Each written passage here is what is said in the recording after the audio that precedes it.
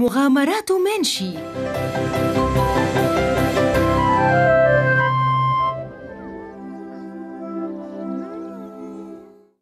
هذه قصة منشي، عضاءة صغيرة مسلية.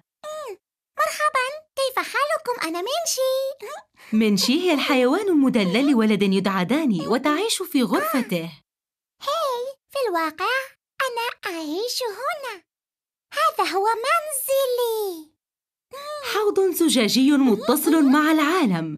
مع مغامرات منشي سنتعلم الكثير من أسرار الطبيعة. الحليب هو سائل أبيض تنتجه أمهات الثدييات، وهي الحيوانات التي ترضع صغارها. رائع. على الرغم من أن منشي عضاءة تعيش حياة رياضية، إلا أنها ليست بتلك الرياضية ولا حتى خبيرة جداً بحقائق الحياة. هذا صحيح، إنني لست مسطحة كثيراً، لكن لو كنا مستديرين لكنا وقعنا لا محالة. ولأنها محبة للتواصل تستطيع التحدث مع الأطفال من حوضها الزجاجي. هناك عالم كامل ينتظر الاكتشاف. ها مرحباً بشقيقتي الصغرى، كيف حالك؟ أين أنت؟ باستطاعة منشي الركض والقفز أو حتى الحلم، كما أن لديها قوى سحرية. أنا أميرة صغيرة. أنا لص الآن.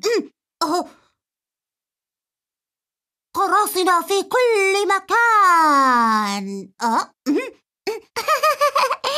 رجاء توقف.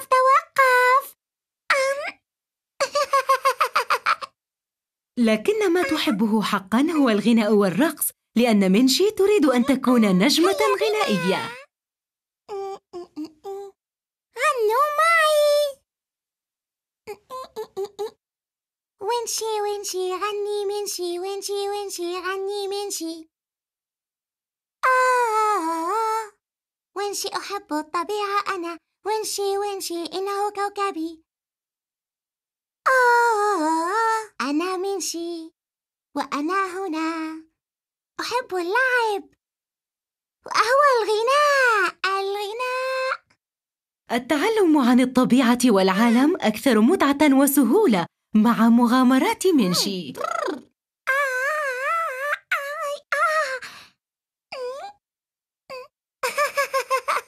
إنه ممتع. تواصل مع منشي. مغامرات منشي هو إنتاج تعليمي من 3 دقائق للأطفال. مغامرات منشي يستخدم الدمى والرسوم التوضيحية والمتحركة، ويشرح عالم الطبيعة وعلم البيئة للأطفال حديثي السن. تم إعداده بالتعاون مع خبراء في مجال العلاج التربوي ومعلمي صفوف ابتدائية. ألوان وأغاني تعلم الأطفال أن يحترموا كوكبنا. إلى اللقاء.